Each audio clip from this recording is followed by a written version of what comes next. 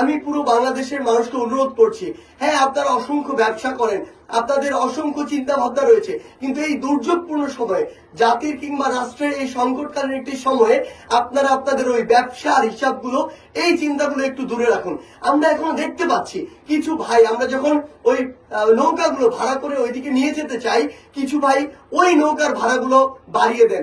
আমরা যখন ট্রাকে করে সেগুলো নিয়ে যেতে চাই, কিছু ব্যবসায়ী আছে তারা ওই ট্রাকের ভাড়াটি বাড়িয়ে দেন।